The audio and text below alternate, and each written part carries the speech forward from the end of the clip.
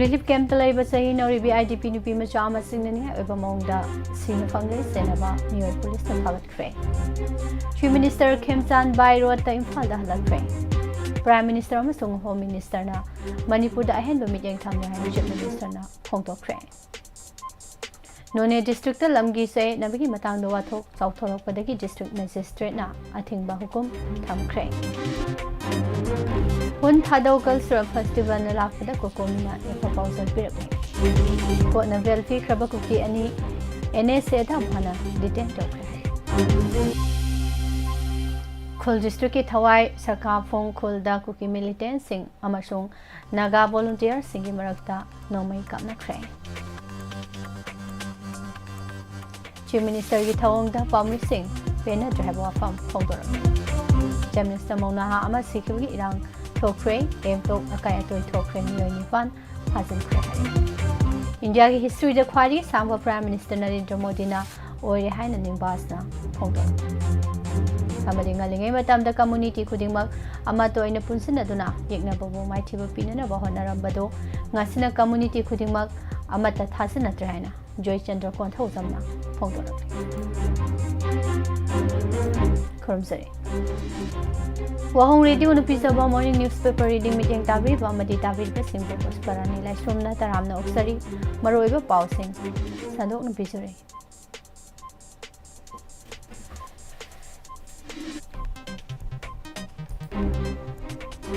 Imphal East ke Elbung Police Station ki manung tanba kampat relief camp talaiba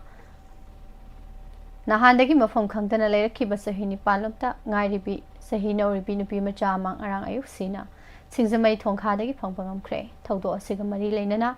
chenaba IDP ama fare farba mioi adubo hauze Irilbung Police Station da thamle amarom da thawdo aduga mari leinana khoi saunaraba miyamna mara leiba mioi ado miyam da sinagada bani haina Irilbung Police Station da thomjin khre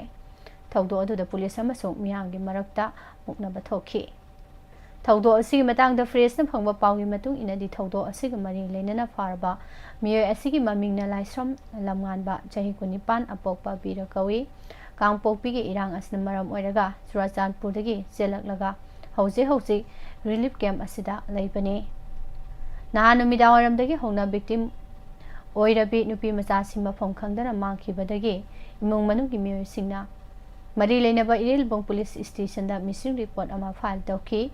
Imung manungi mioi singna nupi macha do singda taraga siramgadra haina phawba singna badagi manak nungna laiba pukhri da relief camp ki mioi singa loinana thiba humbagi thabak sathakhi amarom da thawdo asiga mari leinana Imphal East amasung Imphal West District Police ki maikidagi case asi yamna serious oina lauduna thiba humbagi thabak paksana sathakhi loinana relief camp adugi akoibada lairiba CCTV camera gi footage sing collection tawduna investigation se thabada laisrom lamngan bahariba mioi asi chingnabadagi pick up tawduna Irilbung Police Station da pudong wahang pahang sa thakiba maduda lamngamba masana mihar adu mahangna sa thakibani haina yajabaga loinana mahangna haidorakpagi matungina ngarang ayu anganbada singjamai thongkhada thiba homgi thabak sathabada victim adu asiba haksang oina bora khaw manung da yauraga lairamba thengnakhibani Victim asi lamngan bana nupi oibigi ikai khumnaba mangalaba matungda mihat thina hatokpa oigani haire mara leraba lamngan ba hariba mioi asi kanglum kirang thokting matamda Churachandpur da kuki nupi ama lauraga leibani loinana mahaki maming matha phawba kuki gi mingda loina onthokhrabani adubo kanglum kirang aduda kuki singna mahakpo maitai ni hatkani hairakpadagi In kumjalising ani kulumdogi sahi loisilakpada akampat relief camp ta lairiba makhataba paw pisore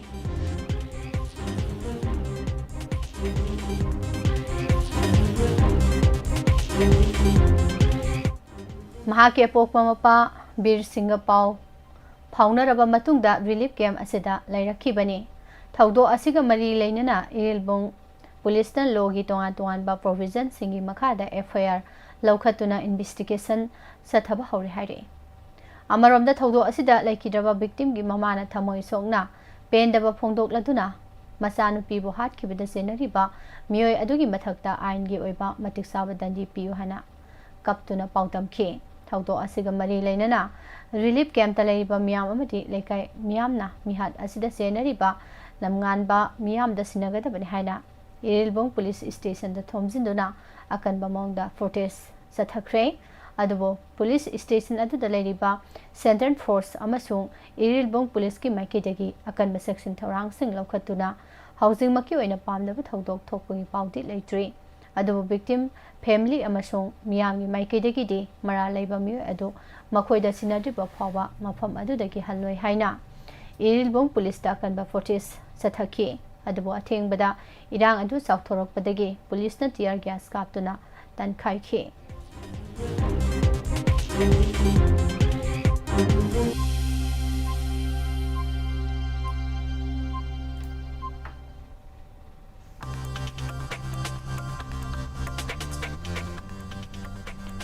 chief minister Yumnam ꯈꯦꯝꯆꯥꯟ MLA ꯅꯤꯄꯥꯟꯒ ꯂꯣꯏꯅꯅ ꯖꯤꯔꯤꯕꯥꯝꯗ ꯆꯥꯎꯈꯠ ꯊꯧꯔꯥꯡꯒ ꯃꯔꯤ ꯂꯩꯅꯅ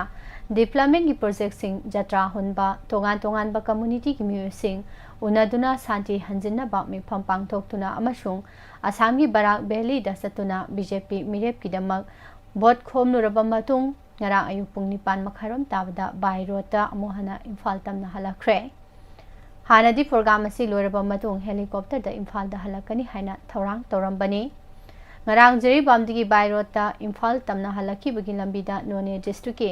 ꯃꯅꯨꯡ ꯆꯟꯅ ꯂꯩꯕ ꯅꯨꯡꯕꯥꯗ ꯀꯦꯟꯗ꯭ꯔ ꯑꯗꯨꯒꯤ MLA Dipu ꯒꯥꯃꯩ ꯌꯥꯎꯅ ꯃꯤꯌꯥꯝꯅ ꯃꯍꯥꯛꯄꯨ ꯇꯔꯥꯝꯅ ꯑꯣꯛꯄꯒꯤ ꯊꯧꯔꯝ ꯑꯃ ꯄꯥꯡꯊꯣꯛꯈ꯭ꯔꯦ꯫ ꯊꯧꯔꯝ ꯑꯁꯤꯒ ꯃꯔꯤ ꯂꯩꯅꯅ ꯆꯤꯐ ꯃꯤꯅꯤꯁꯇꯔ ꯌꯨꯝꯅꯥꯝ ꯈꯦꯝꯆꯥꯟꯅ ꯐꯣꯡꯗꯣꯔꯛꯄꯗ ꯁꯦꯟꯇꯔꯗ ꯍꯧꯖꯤꯛ ꯂꯩꯔꯤꯕ ꯄ꯭ꯔꯥꯏꯝ ꯃꯤꯅꯤꯁꯇꯔ ꯅꯔꯦꯟꯗ꯭ꯔ ꯃꯣꯗꯤꯅ ꯂꯨꯆꯤꯡꯕ ꯁꯔꯀꯥꯔ ꯑꯁꯤꯅ ꯃꯅꯤꯄꯨꯔ ꯑꯃꯁꯨꯡ ꯅꯣꯔꯠ ꯏꯁ ꯔꯤꯖꯟ ꯑꯁꯤ ꯅꯨꯡꯁꯤꯅ ꯑꯃꯗꯤ ꯑꯍꯦꯟꯕ ꯃꯤꯠꯌꯦꯡ ꯀꯌꯥ ꯌꯦꯡꯗꯨꯅ ꯆꯥꯎꯈꯠ ꯊꯧꯔꯥꯡꯒꯤ ꯊꯕꯛ ꯀꯌꯥ ꯄꯥꯏꯈꯠꯂꯤ꯫ ꯁꯦꯟꯇꯔꯗ BJPꯒꯤ ꯂꯨꯆꯤꯡꯕ ꯑꯇꯜ ꯕꯤꯍꯥꯔꯤ ꯚꯥꯖꯄꯥꯏꯅ ꯄ꯭ꯔꯥꯏꯝ ꯃꯤꯅꯤꯁꯇꯔ ꯑꯣꯏꯔꯤꯉꯩ ꯃꯇꯝꯗ ꯅꯣꯔꯠ ꯏꯁ ꯈꯛꯇꯒꯤ ꯑꯣꯏꯅ ꯆꯥꯎꯈꯠ ꯊꯧꯔꯥꯡꯒꯤ ꯊꯕꯛꯁꯤꯡ ꯄꯥꯏꯈꯠꯅꯕ ꯗꯣꯅꯔ ꯃꯤꯅꯤꯁꯇ꯭ꯔꯤ ꯍꯥꯏꯕ ꯑꯃ ꯂꯤꯡꯗꯨꯅ ꯆꯥꯎꯈꯠ ꯊꯧꯔꯥꯡꯒꯤ ꯊꯕꯛꯁꯤꯡ ꯈꯨꯃꯥꯡ ꯆꯥꯎꯁꯤꯟꯅ ꯄꯥꯏꯈꯠꯇꯨꯅ ꯂꯥꯛꯈꯤꯕꯅꯤ ꯍꯥꯏꯅꯁꯨ ꯐꯣꯡꯗꯣꯛꯈꯤ꯫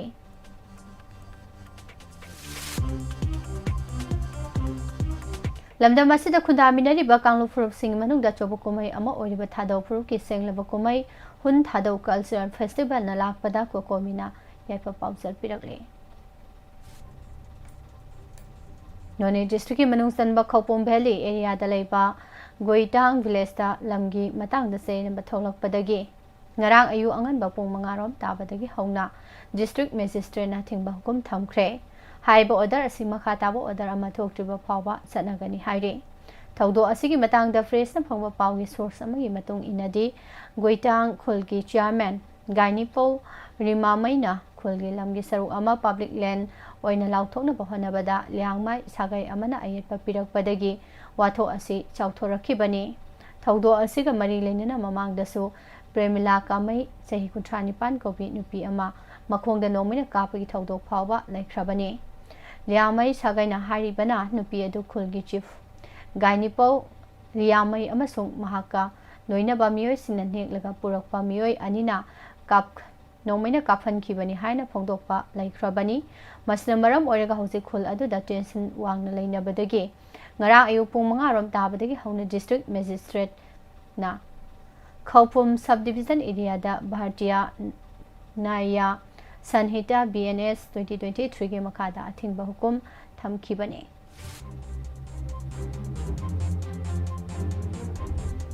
ꯁꯦꯀ꯭ꯌꯨꯔꯤꯇꯤ ꯐꯣꯔꯁꯅ ꯎꯈ꯭ꯔꯨꯜ ꯗꯤꯁꯇ꯭ꯔꯤꯛꯀꯤ ꯑꯦꯔꯤꯌꯥꯗ ꯀꯨꯀꯤ ꯃꯤꯂꯤꯇꯦꯟꯠꯁꯤꯡꯅ ꯆꯠꯊꯔꯤꯕ ꯀꯥꯍꯦꯟꯕ ꯊꯧꯑꯣꯡꯁꯤꯡ ꯂꯥꯛꯁꯤꯟꯅꯅꯕ ꯍꯣꯠꯅꯕꯒꯤ ꯃꯍꯨꯠꯇ ꯃꯅꯤꯡꯇꯝꯅ ꯊꯕꯛ ꯇꯧꯍꯜꯂꯤ ꯍꯥꯏꯅ ꯊꯋꯥꯏ ꯚꯤꯂꯦꯖ ꯑꯣꯊꯣꯔꯤꯇꯤꯒꯤ ꯃꯥꯏꯀꯩꯗꯒꯤ ꯄꯦꯟꯗꯕ ꯐꯣꯡꯗꯣꯛꯄꯒ ꯂꯣꯏꯅꯅ ꯈꯨꯜ ꯑꯗꯨꯗ ꯁꯦꯀ꯭ꯌꯨꯔꯤꯇꯤ ꯐꯣꯔꯁꯁꯤꯡ ꯆꯪꯕ ꯊꯤꯡꯂꯦ ꯍꯥꯏꯅ ꯂꯥꯎꯊꯣꯛꯈꯤꯕꯒꯤ ꯍꯦꯛ ꯅꯣꯡꯉꯥꯟꯕꯒ ꯀꯨꯀꯤ ꯃꯤꯂꯤꯇꯦꯟꯠꯁꯤꯡꯅ ꯈꯨꯜ ꯑꯁꯤꯗ ꯑꯀꯟꯕ ꯃꯑꯣꯡꯗ ꯑꯦꯇꯦꯛ ꯆꯠꯊꯈ꯭ꯔꯦ꯫ ꯊꯧꯗꯣꯛ ꯑꯗꯨꯗ ꯀꯨꯀꯤ ꯃꯤꯂꯤꯇꯦꯟꯠꯁꯤꯡ ꯑꯃꯁꯨꯡ ꯊꯋꯥꯏ ꯈꯨꯜꯒꯤ ꯚꯣꯂꯨꯟꯇꯤꯌꯔꯁꯤꯡꯒ ꯑꯀꯟꯕ ꯃꯑꯣꯡꯗ ꯈꯨꯠ ꯊꯣꯛꯅꯈ꯭ꯔꯦ꯫ ꯄ꯭ꯔꯦꯁꯅ ꯐꯪꯕ ꯄꯥꯎꯒꯤ ꯃꯇꯨꯡ ꯏꯟꯅꯗꯤ ꯀꯨꯀꯤ ꯃꯤꯂꯤꯇꯦꯟꯠꯁꯤꯡ ꯑꯗꯨꯅ ꯅꯍꯥꯟ ꯅꯨꯃꯤꯗꯥꯡ ꯄꯨꯡ 6 ꯈꯔ ꯍꯦꯟꯕꯗ ꯑꯦꯇꯦꯛ ꯑꯗꯨ ꯆꯠꯊꯔꯛꯈꯤꯕꯅꯤ꯫ ꯑꯦꯇꯦꯛ ꯆꯠꯊꯔꯛꯈꯤꯕ ꯑꯗꯨꯒꯤ ꯃꯅꯨꯡꯗ ꯊꯋꯥꯏ ꯚꯤꯂꯦꯖꯀꯤ ꯈꯨꯟꯖꯥꯁꯤꯡꯅ ꯅꯣꯡꯊꯛꯇ ꯊꯥꯔꯃꯦꯜ ꯗ꯭ꯔꯣꯟꯁꯤꯡ ꯄꯥꯏꯕ ꯎꯈꯤ꯫ ꯑꯦꯇꯦꯛ ꯑꯗꯨꯗ ꯀꯨꯀꯤꯁꯤꯡꯅ ꯅꯣꯡꯃꯩ ꯔꯥꯎꯟ 100ꯒꯤ ꯃꯊꯛꯇ ꯀꯥꯞꯁꯤꯜꯂꯛꯈꯤ꯫ ꯅꯣꯡꯃꯩ ꯑꯗꯨ ꯁꯔꯀꯥꯐꯨꯡ ꯈꯨꯜꯂꯣꯝꯗꯒꯤ ꯀꯥꯞꯁꯤꯜꯂꯛꯈꯤꯕꯅꯤ ꯍꯥꯏꯔꯤ꯫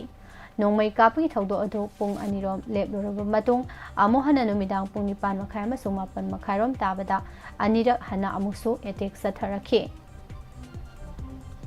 ꯑꯀꯣꯟꯕꯒꯤ ꯑꯦꯇꯦꯛ ꯑꯁꯤꯅ ꯁꯪꯀꯥꯏ ꯚꯤꯂꯦꯖ ꯔꯣꯝꯗꯒꯤ ꯆꯠꯊꯔꯛꯈꯤꯕ ꯑꯦꯇꯦꯛ ꯑꯣꯏꯒꯅꯤ꯫ ꯃꯁꯤꯒꯤ ꯃꯇꯨꯡ ꯅꯨꯃꯤꯗꯥꯡ ꯄꯨꯡ 10ꯔꯣꯝ ꯇꯥꯕꯗꯁꯨ ꯀꯨꯀꯤꯁꯤꯡꯅ ꯑꯃꯨꯛ ꯍꯟꯅ ꯑꯦꯇꯦꯛ ꯆꯠꯊꯔꯛꯄꯗꯒꯤ ꯆꯣꯏ ꯚꯤꯂꯦꯖꯀꯤ ꯚꯣꯂꯨꯟꯇꯤꯌꯔꯁꯤꯡꯅ ꯍꯟꯗꯨꯅ ꯅꯣꯡꯃꯩ ꯀꯥꯞꯈꯤ꯫ ꯃꯗꯨꯒꯤ ꯃꯇꯨꯡ ꯉꯔꯥꯡ ꯑꯌꯨꯛ ꯄꯨꯡ 5ꯔꯣꯝ ꯇꯥꯕ ꯃꯇꯝꯗꯁꯨ ꯅꯥꯀꯜ ꯑꯅꯤꯒꯤ ꯃꯔꯛꯇ ꯅꯣꯡꯃꯩ ꯀꯥꯞꯅꯈꯤ꯫ ꯍꯧꯖꯤꯛꯁꯨ ꯅꯣꯡꯃꯩ ꯀꯥꯞꯅꯕꯗꯨ ꯃꯈꯥ ꯑꯗꯨꯃꯛ ꯆꯠꯊꯔꯤ꯫ ꯖꯒꯥ ꯑꯗꯨꯗ ꯁꯦꯟꯇ꯭ꯔꯦꯜ ꯁꯦꯀ꯭ꯌꯨꯔꯤꯇꯤ ꯐꯣꯔꯁ ꯀꯥꯡꯕꯨꯁꯤꯡ ꯃꯔꯥꯡ ꯀꯥꯏꯅ ꯂꯩꯔꯕꯁꯨ ꯏꯔꯥꯡ ꯑꯗꯨ ꯂꯥꯛꯁꯤꯟꯕꯒꯤ ꯃꯃꯤ ꯎꯗ꯭ꯔꯤ꯫ ꯊꯧꯗꯣꯛ ꯑꯁꯤꯅ ꯃꯔꯝ ꯑꯣꯏꯔꯒ ꯂꯤꯇꯥꯟ ꯑꯦꯔꯤꯌꯥꯗ ꯂꯩꯔꯤꯕ ꯃꯤꯌꯥꯝ ꯇꯦꯟꯁꯟ ꯋꯥꯡꯅ ꯂꯩꯔꯤ꯫ ꯉꯔꯥꯡ ꯑꯌꯨꯛ ꯄꯨꯡ 11:35ꯔꯣꯝ ꯇꯥꯕꯗꯁꯨ ꯃꯣꯡꯀꯣꯠ ꯁꯦꯄꯨ ꯚꯤꯂꯦꯖꯇꯒꯤ ꯅꯣꯡꯃꯩ ꯀꯥꯞꯄꯒꯤ ꯃꯈꯣꯜꯁꯤꯡ ꯇꯥꯈꯤ ꯍꯥꯏꯔꯤ꯫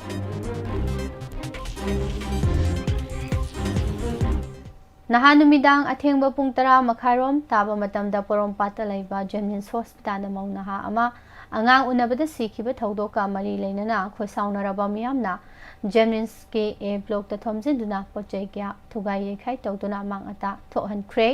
ꯊꯧꯗꯣꯛ ꯑꯁꯤꯒ ꯃꯔꯤ ꯂꯩꯅꯅ ꯄꯨꯂꯤꯁꯅ ꯃꯤꯑꯣꯏ 9 ꯐꯥꯖꯤꯟꯈ꯭ꯔꯦ꯫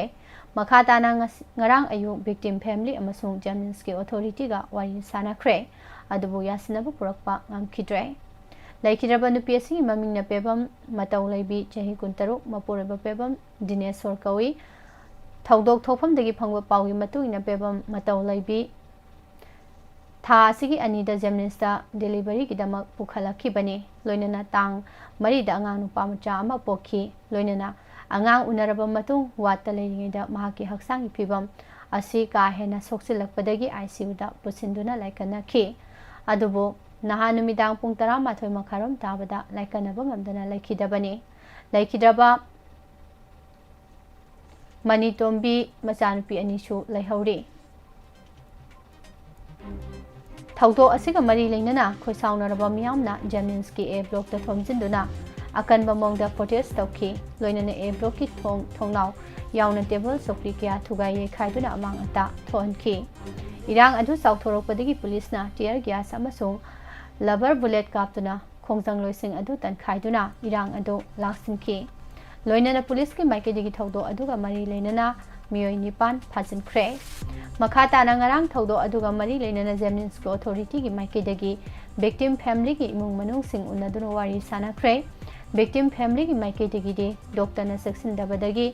ꯃꯇꯧ ꯂꯩꯕꯤ ꯂꯩꯈꯤꯗꯕꯅꯤ, ꯃꯔꯝ ꯑꯗꯨꯅ ꯆꯦꯟꯅꯔꯤꯕꯁꯤꯡꯒꯤ ꯃꯊꯛꯇ ꯃꯇꯤꯛ ꯆꯥꯕ ꯑꯦꯛꯁꯟ ꯂꯧꯈꯠꯀꯗꯕꯅꯤ ꯑꯃꯁꯨꯡ ꯐꯥꯖꯤꯟꯈꯤꯕꯁꯤꯡ ꯑꯗꯨ ꯀꯟꯗꯤꯁꯟ ꯑꯃꯠꯇ ꯌꯥꯎꯗꯅ ꯊꯥꯗꯣꯛꯀꯗꯕꯅꯤ ꯍꯥꯏꯅ ꯗꯥꯕꯤ ꯇꯧꯈꯤ꯫ ꯑꯗꯨꯕꯨ ꯋꯥꯔꯤ ꯁꯥꯅꯈꯤꯕ ꯑꯗꯨꯗ ꯌꯥꯁꯤꯟꯅꯕ ꯑꯃꯠꯇ ꯄꯨꯔꯛꯄ ꯉꯝꯈꯤꯗ꯭ꯔꯦ꯫ ꯑꯁꯤꯕ ꯍꯛꯆꯥꯡ ꯍꯧꯖꯤꯛ ꯖꯦꯅꯤꯝꯁꯀꯤ ꯃꯣꯛꯇ ꯂꯩꯔꯤ꯫ ꯏꯟꯗꯤꯌꯥꯒꯤ ꯍꯤꯁꯇ꯭ꯔꯤꯗ ꯈ꯭ꯋꯥꯏꯗꯒꯤ ꯁꯥꯡꯅ ꯄ꯭ꯔꯥꯏꯝ ꯃꯤꯅꯤꯁꯇꯔ ꯑꯣꯏꯈꯤꯕꯁꯤ ꯅꯔꯦꯟꯗ꯭ꯔ ꯃꯣꯗꯤꯅ ꯑꯣꯏꯔꯦ꯫ BJPꯒꯤ ꯂꯩꯔꯤꯕ ꯑꯥꯏꯗꯤꯑꯣꯂꯣꯖꯤ, ꯄ꯭ꯔꯤꯟꯁꯤꯄꯜ ꯉꯥꯛꯅ ꯆꯠꯄ, ꯅꯤꯌꯣꯝ ꯀꯥꯏꯗꯅ ꯃꯤꯌꯥꯝꯒꯤ ꯁꯦꯕꯥ ꯇꯧꯕꯗꯨꯅ ꯃꯔꯝ ꯑꯣꯏꯔꯒ ꯉꯁꯤꯗꯤ ꯃꯥꯂꯦꯝꯗ ꯈ꯭ꯋꯥꯏꯗꯒꯤ ꯆꯥꯎꯕ ꯄꯣꯂꯤꯇꯤꯀꯦꯜ ꯄꯥꯔꯇꯤ ꯑꯃ ꯑꯣꯏꯔꯦ꯫ ꯂꯣꯏꯅꯅ ꯃꯦꯝꯕꯔꯁꯨ ꯈ꯭ꯋꯥꯏꯗꯒꯤ ꯃꯁꯤꯡ ꯌꯥꯝꯕ ꯄꯥꯔꯇꯤ ꯑꯃꯁꯨ ꯑꯣꯏꯕ ꯉꯝꯂꯦ ꯍꯥꯏꯅ BJP ꯃꯅꯤꯄꯨꯔ ꯄ꯭ꯔꯗꯦꯁꯀꯤ ꯚꯥꯏꯁ ꯄ꯭ꯔꯁꯤꯗꯦꯟꯠ N. ꯅꯤꯝꯕꯥꯁꯅ ꯉꯔꯥꯡ ꯊꯝꯕꯥꯜ ꯁꯪꯂꯦꯟꯗ BJP ꯂꯤꯡꯈꯠꯈꯤꯕꯒꯤ 73ꯁꯨꯕ ꯐꯥꯎꯟꯗꯦꯁꯟ ꯗꯦꯒꯤ ꯊꯧꯔꯝꯒ ꯃꯔꯤ ꯂꯩꯅꯅ ꯄꯥꯡꯊꯣꯛꯈꯤꯕ ꯄꯥꯔꯇꯤ ꯐꯤꯔꯥꯟ ꯆꯤꯡꯈꯠꯄꯒꯤ ꯊꯧꯔꯝꯗ ꯍꯥꯏꯈꯤ꯫ ꯕꯦꯁꯤꯛ ꯐꯤꯂꯣꯁꯣꯐꯤꯕꯨ ꯉꯥꯛꯂꯒ ꯊꯝꯕ ꯄꯥꯔꯇꯤ ꯑꯁꯤꯒꯤ ꯑꯥꯏꯗꯤꯑꯣꯂꯣꯖꯤꯀꯦꯜ ꯄ꯭ꯔꯤꯟꯁꯤꯄꯜ 5 ꯂꯩ: nationalism and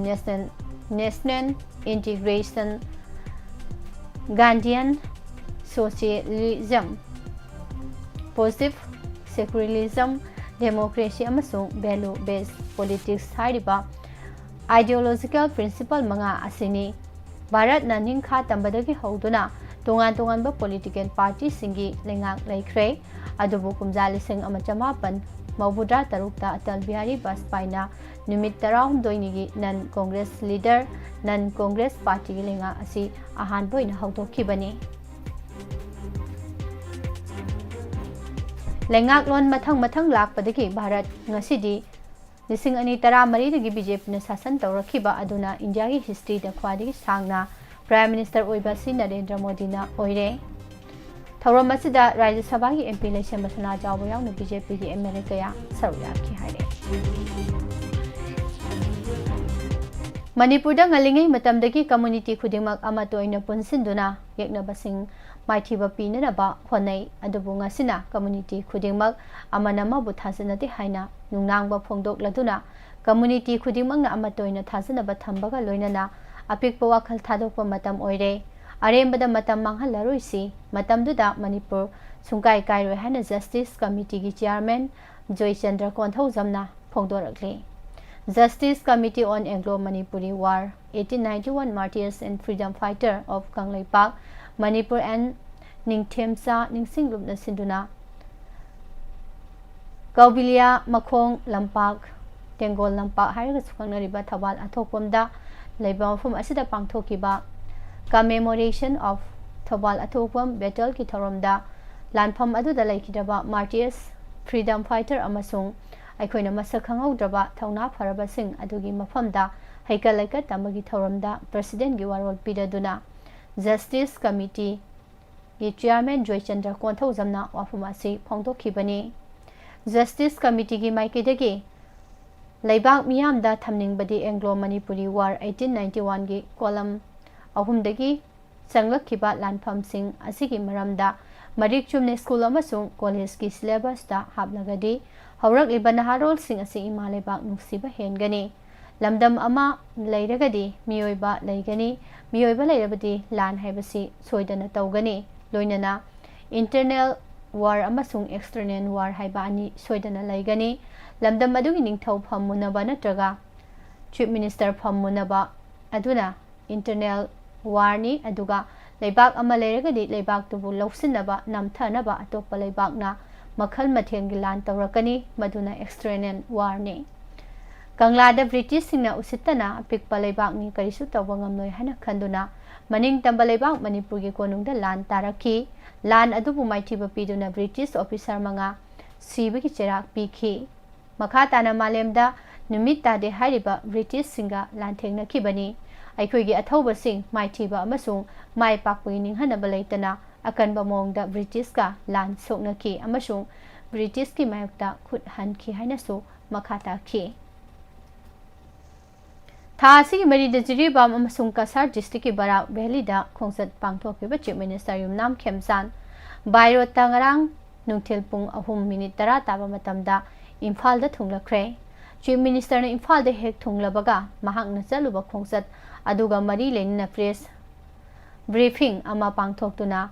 pangthoknaba DIPR gi khuthangda lamdam asida lariba pawmising amadi mapangi media singda invite tawki loinana invitation adugi matung ina pawmising press briefing adugi damakta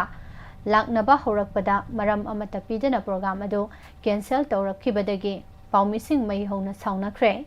Chief Minister na pawmising desa thakiba thawong adubusu yamna kana yaningdaba phongdokre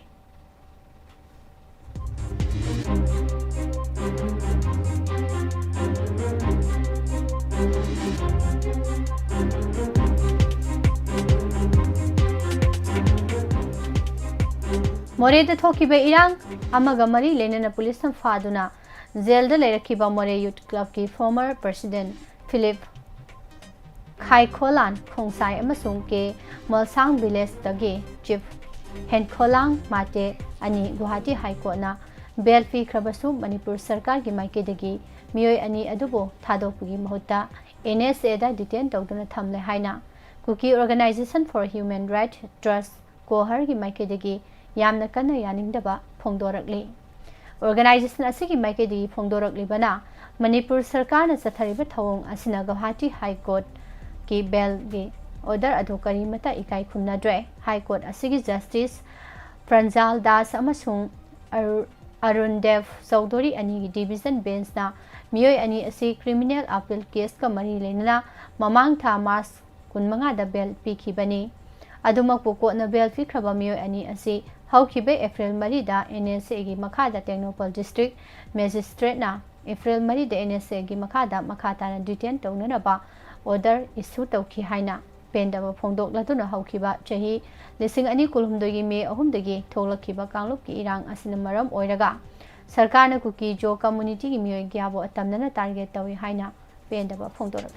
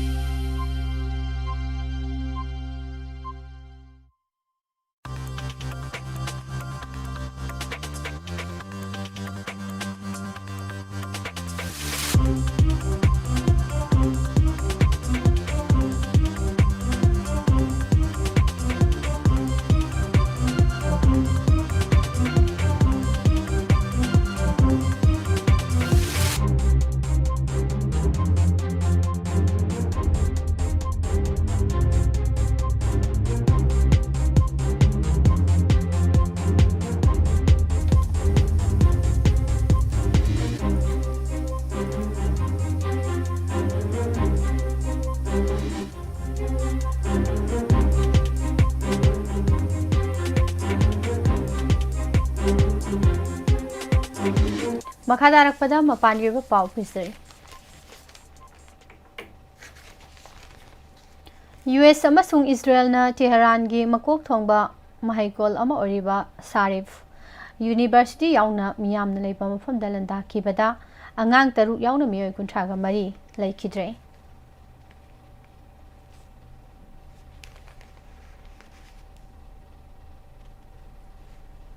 Handakta Bangladesh ta measles laina thune yangna sandorokpadagi angang singna namna miyoi chamarom sihan khraba matungda laisit asi laksan bangamna bagidamak khudaki oin hidak kapthokpa hawdokre. Handakta laisit asina miyoi chama hena sihan kibasi leiba asigi puwarida laina asina thoonba khwadi pamdaba thawdok ama oiki. Leiba asigi Health Ministry gi data amana mamang thagi 15 dagi hona sandorakiba measles ki laisit asina miyoi lising te chonga hena nahankhre. Thuna yangna sandorokliba laisit asi laksinana bagi thorang makhada hidak kapthokpi thabak asi chathaba hokibani haina su ministry gi maikedagi phongdorakre. US President Donald Trump na State of Hormuz amuhanna hangdoknaba Iran da aroiba matam thakibagi mangoinana laibak anigi marakta waroisin puraknabagi thorang asida Iran su yajare haina phongdorakre. Nigeria gi Kaduna State ta leiba Ariko gi church amada Christian lining satpa sinister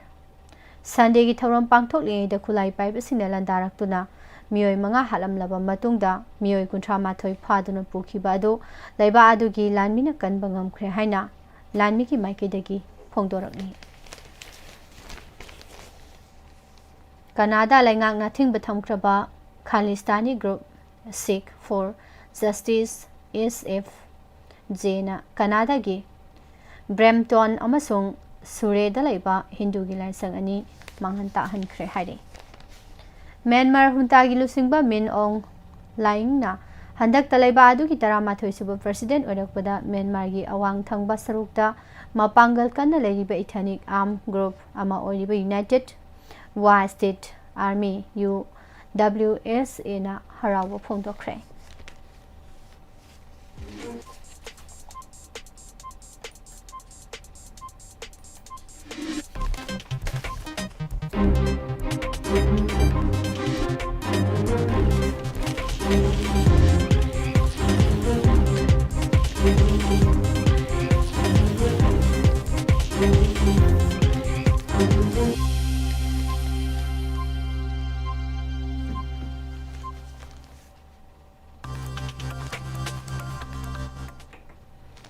Prime Minister Modi na lusingba laingak asna COVID-19 pandemic mayok na bangam kidabado chap manana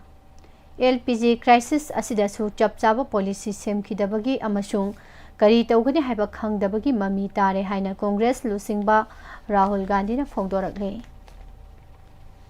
West Asia gi line asi haurakpada Modi na LPG phangdabi awabasi laingak na COVID-19 pandemic panakiba adugumna mitjeng sangduna thengnagani haina phongdokhibani. Haido kiba wangakpa oina Modi na lusingba laingak asina COVID-19 pandemic ki matamda chapchaba policy sem kidaba thabak paikhatkani haina panglau da lauthoklaga mai pangna paikhatpa ngamdaba amasung पोलुम खुदिमक लायरबसिंगदा पुहनखिबगी मतौ अदो जब मानना LPG फंगदबगी मतम सिदा मियामदा मोहना उतलारे हाइख्रे असम असेंबली मिखल हयेंग दंगारबा मतम सिदा स्टेट असिदा खुंदारिबा राभा कम्युनिटी की एपेक्स बॉडी ओरिबा Rabha national council RNC BJP ना लुसिंगबे एलायंस सौगत पतोखिबगा लोइनना बोको सेगाउन कॉन्स्टिट्यूएंसी कांग्रेस कैंडिडेट रामेन सिंह सौगले हाइना फोंदोखरे आसामी चीफ मिनिस्टर हिमंता बिस्वासना इलेक्शन एफिडेविट महाकी लोइनबिगी एसेट लोसिनना थमनबा अमसुंग मियामदा खंगहनदनबा होनरंबगीदमक हिमंता बिस्वास की कैंडिडेचर कक्थटगदबनी हाइना कांग्रेसना इलेक्शन कमीशन दा वाकटख्रे हाइरे कुमजा लिसिंग अनी अहुमदा थोकिबा मिहातपगी केसदा छत्तीसगढ़ की हानगी चीफ मिनिस्टर अजित जोगी की मचानुपा अमित जोगी छत्तीसगढ़ हाईकोर्टना मपुंची चुपा फादो पीख्रे वेस्ट बेंगल पांथोकपा इलेक्टोरल रोल की स्पेशल इंटेंसिव रिविजन SIR दा इलिजिबल ओइबा वोटर कयागी मिंग मथोंग मरम खंगदना कक्थटपगीदमक मियामना मिखलदा लमन खुमलसे हाइना वेस्ट बेंगल की चीफ मिनिस्टर ममता बनर्जीना फोंदोखरे SIR दा मथोंग मरम खंगदना मिंग कक्थटलखिबा वोटर सिंगना ट्राइब्यूनल दा अपील फाइल तौबियु हाइनासो ममता बनर्जीना फोंदोखिबगा लोइनना पांथोगदोरिबा मिखल असिदा वोटर सिंगना SIR गी अमसुंग सेंटर लेंगांगना चथरकलिबा मिचंग मिखाई नाइबा थवोंग सिंग असिगी लमन खुमलसे हाइखि वेस्ट बेंगल की नॉर्थ 24 प्रागनास डिस्ट्रिक्ट लेबा पानीहाटी एसिदा बीजेपी की इलेक्शन कैंपेन का मरी लेनबा फिराल अमसुंग अतोप पोलम सिंह सेम साबदा मतेंग पांगलुबा अतानो चक्रवर्ती कौबा सेक्टर असिस्टेंट अमा इलेक्शन कमीशनर सस्पेंड तौख्रे लेबासिगी नेशनल अमसुंग स्टेट हाईवे सिंगदा सासन थादोक्तनबा अथॉरिटी सिंगदा डायरेक्शन पीबीयु हाइना थांगलखिबा पिटिशन की मतंगदा सुप्रीम कोर्टना सेंटर अमसुंग स्टेट लेंगाक सिंगी पाखुम कौख्रे अरुणाचल प्रदेश की चीफ मिनिस्टर पेमा खंडुना लेंगा की कॉन्ट्रैक्ट सिंग पीबदा मिचंग मिखाई नायरे अमसुंग महाकी इमुंग मनुंगा मरी लेनबा कंपनी सिंगदा कॉन्ट्रैक्ट सिंग असी पीननबा होटनरे हाइबगी मतंगदा सुप्रीम कोर्टना central bureau of investigation CBI दा थिसनबा खंगहनख्रे मोदी लेंगा की पॉलिसी अमसुंग PM मोदी की मवोंग मतौ अमदी खोंगथांग सिंबु करेमनबगा लोइनना मियाम नोकनबा फागी तौरबा फागिरोय अनी की सोशल मीडिया प्लेटफॉर्म X के अकाउंट अनी लेंगांग ममांग थागी तरानी पांदा थिंसिनखिबा दो दिल्ली हाई कोर्टना अकाउंट अनी अदो हांगदोक हनख्रे हाइरे दिल्ली हाई कोर्ट की जस्टिस पुरु साइद्रा कुमारना फोंदोरकपदा डॉक्टर निमो यादव अमसुंग निहर हु हाइरिबा अकाउंट अनी असी रिस्टोर तौरे अदुबो मखोइना थागतखिबा पामदबा पोस्टिंग अदुदी मखाताना ब्लॉक तौखिगदबनी हाइखे नागालैंड की बाई इलेक्शन की मांगोनना तंगदु लेताबगी फिबमदा अकायबला टूर्नामेंट असिगी ngarang anganbada sanakiba ahumsubo quarter final tournament असिगी ngarang anganbada sanakiba ahumsubo quarter final da kan kadang banna LDYC lalang lamlongai bo pansil ani shinoda maithiba piduna semi final sangki मरी सुबह अरोब क्वार्टर फाइनल कौब्रू FC सेकमाइना अवांग ओबगाइबो penalty shoot out पंसिल मरी मंगा माइथिबा पीदुना सेमी फाइनल संखी टूर्नामेंट असिगी नहान सानाखिबा क्वार्टर फाइनल मैचिंगदा बिनी FC लोइटांगना चिंखुलोंगबो अहुम सुनोदा अमसुंग BC पोचंगबमना MLYLC मयांग लंगजिंगबो पांसिल अनी शुनोदा माइथिबा पीदुना सेमी फाइनल संगखिबने association of Indian university New Delhi की लमजिंग मखादा मणिपुर यूनिवर्सिटी कांसीपुर इम्फाल न युम्बो ओइदुना ऑल इंडिया इंटर यूनिवर्सिटी थांगता मेन एंड वुमेन कॉम्पिटिशन लिसिंग अनी कुंतरु यूनिवर्सिटी असिगी डॉक्टर कमल इंडोर स्टेडियम दा हौदोखरे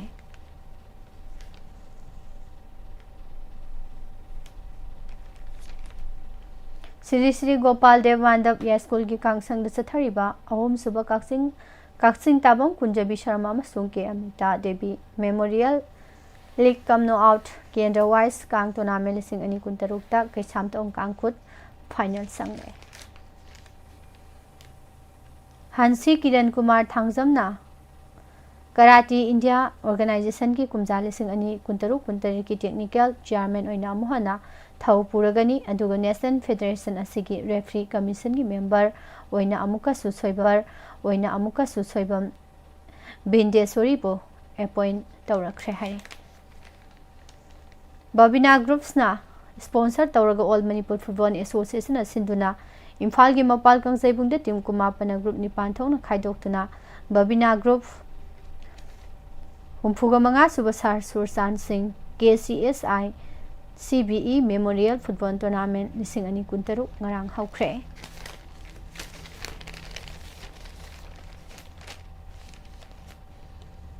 all India football federation AIFF न सिंधुना था सिगी तांग कुंतरे तगी हौगदोरिबा आई लीग 3 सीजन 2026 द सरुक यागदोरिबा football club Rengdai FC Rengdai की यूनिफॉर्म डेप्यूटी चीफ मिनिस्टर लोसे दिखोना लॉन्च तौखिबगा लोइनना तोंगान तोंगान बे स्टेट अमसुंग नेशनल लेवल द पांगथोखिबा कॉम्पिटिशन कियादा माई पाक्तुना मिंगसत पुरकपा ngमख्रबा क्लब असिगी सानरुसिंग अमसुंग ऑफिशियल सिंग ओक्तुना पुंगिंग थौगतख्रे हाइरे अमदी नागालैंड की जुमू के दिमादा लेबा नागालैंड क्रिकेट स्टेडियम द सानखिबा मरीसुबा NECDC interstate friendship cup men's under 19 2026 की ngarang सानखिबा मिसदा नागालैंड मणिपुर बो BJD मेथडा विकेट मंगादा माइथिबा पिख्रे लोइसिलकपदा मरोइबा पाउ महना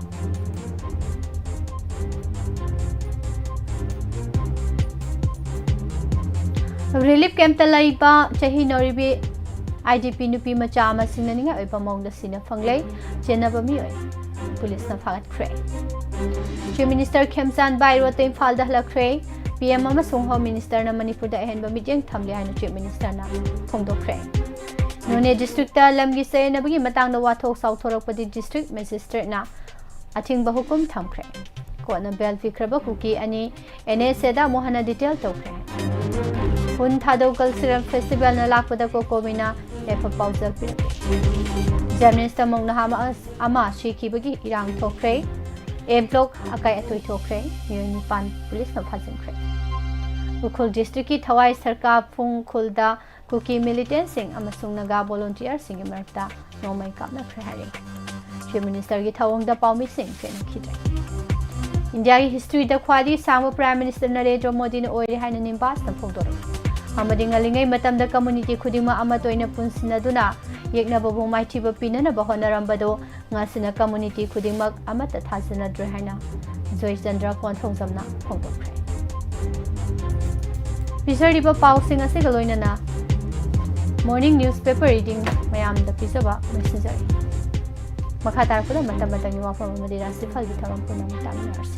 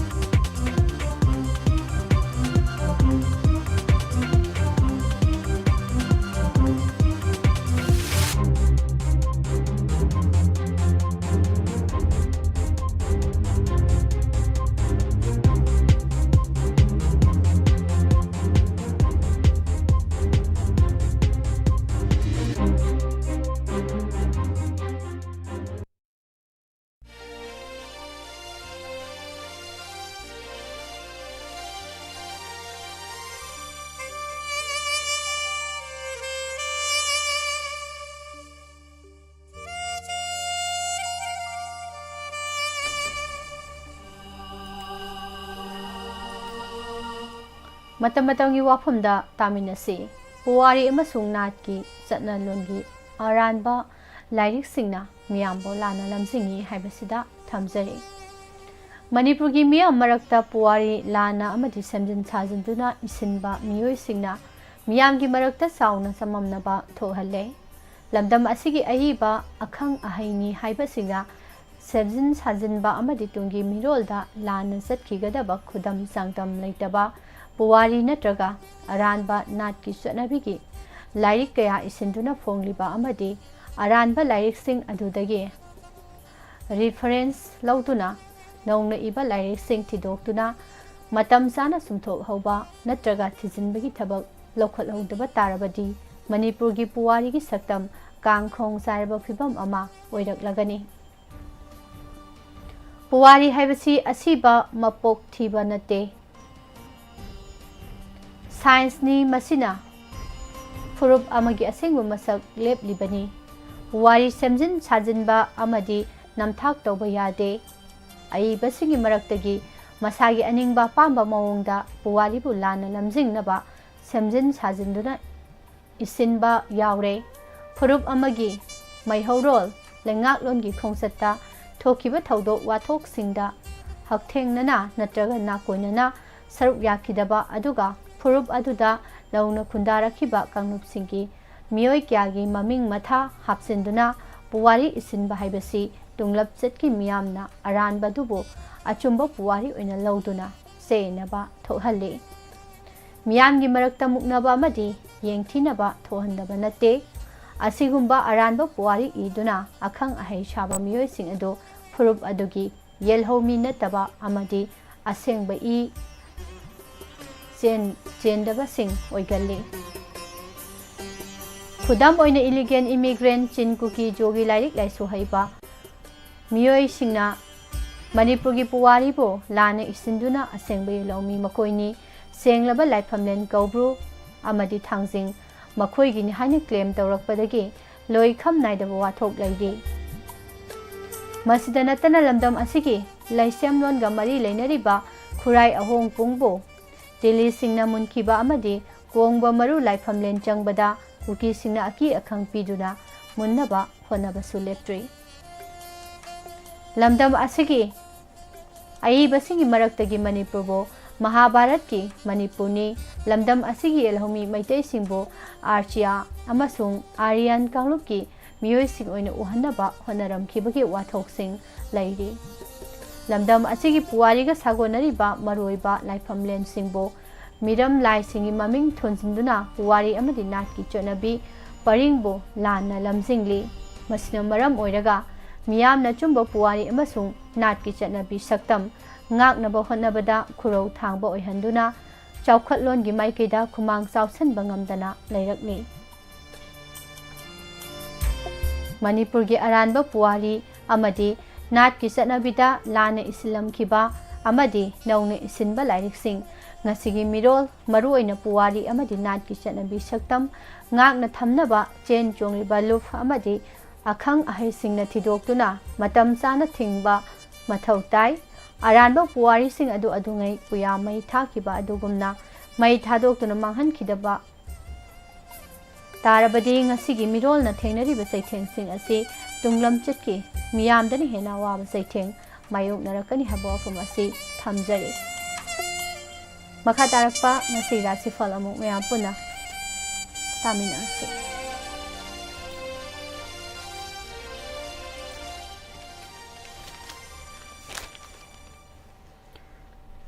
ngasi sajibugi kunipanba lising ani kuntaruk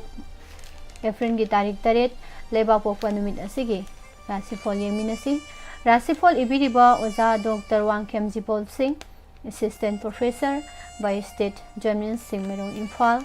ahan bada mes rasifingba thongna pudokpa mari hoya paba matang sade naknabgi mateng loba poram sindokpa ngang sakpadi afaba mahi phangjagani pakhang leisabi sing oina ningba thongba wagani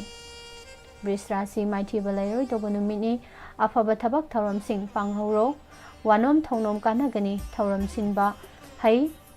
Sendong Saugani, Pakang Shabi Shingo and Ninjabatungani. Mithun Rasi, Miam Gimateng Pangdabasuna San, Nai Luina Bagi, कानाजगनी निंगबदुमक पांगबस सोइदना माइ पाकनी अदुबो हुरानबदगिदि सेक्सिलु पाखंग लेसाबिसिंगी ओइनदि हराउजगनी कर्कट राशि मियामगी मतेंगना थबक लाइना पांगनी लन फंगनी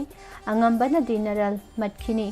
मनाक नकलुनु होया फरुनु नाइतोम चटकनु पाखंग लेसाबिसिंगी ओइना नुसी मरिदि फरी सिंह राशि ngakpa ngamloidabo wa nganglabadi chopkani akal athaugi thabakta yaururabadi I tana sokani lausing chawbi wadi taw pakhang lisabising oina tumina laithou kaina rasi lausing phudokpa warabasu ningbadi laibak phabana thungani pausu nungai batagani arapa chatpa kanagani nasak naraldi chatgani pakhang lisabising oina laibak kharadi phagani Tula rasi ninghanadaba naitom thau pangbana thoina mai pakadaba numitni miyam loina bana kanaba phangloi huranbadagi seksindaba tawganu pakhang lesabi singini yakayeng na chatlo Wrishik rasi pukning pena nungai jaba wakhalsu thokpa wanom thongnom kanaba numitni pukning phathaba mamjabadi nasana nai mayeng tagani pakhang lesabi singini ningba mapa chagani Danu rasi lan mayeng khara taba yai Tiba humba tanganu lausingdi mapan nairoi mingsat phangani tawbadabu laisu khangdrabadi ningamdaba pokani pakhang lesabi sing oina landabana phagani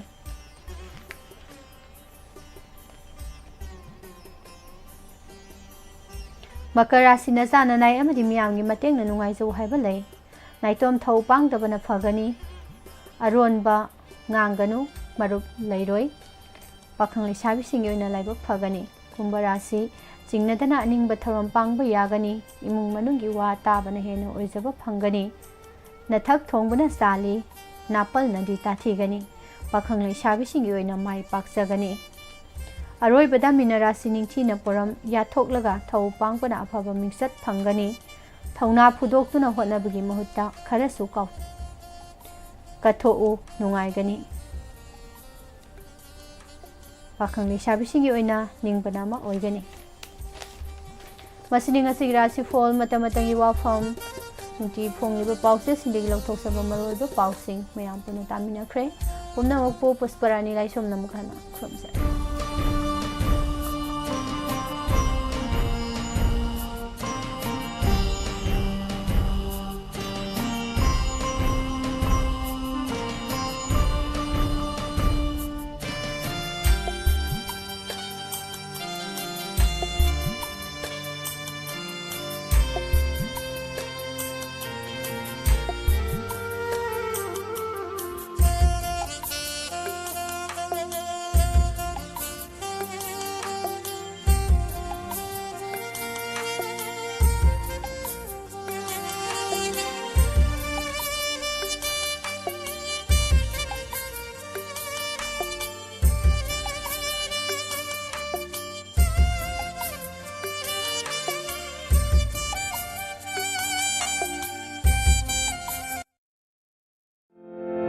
Layang-jari Bhuvan Auto Care Kaksing Paji Laikai near Oil Pump opposite Kaksoi. Mafam asida orthogi specialist doctor lakbiduna. Khwang naba, khu naba, saru tekpa, saru nanthokpa, singli nauri sonthaba, tang chikpa asna chingba layang-jari. Layang bagi matamna nongmaijing numit khudingi ayuki pung 10 dagina nungthilgi pung 2 fauba layang jagani loinana Sagol se numit khudingi nungthilgi pung 2 dagina pung 6 fauba layang jagani mafam asida x-ray gi khudong chabasu pijari akupa marol gi damak 9366866739 amuk danggana 9366866739 layang jari Bhuvan Auto Care Kaksing Bajilaikai near Oil Pump opposite Kaksoi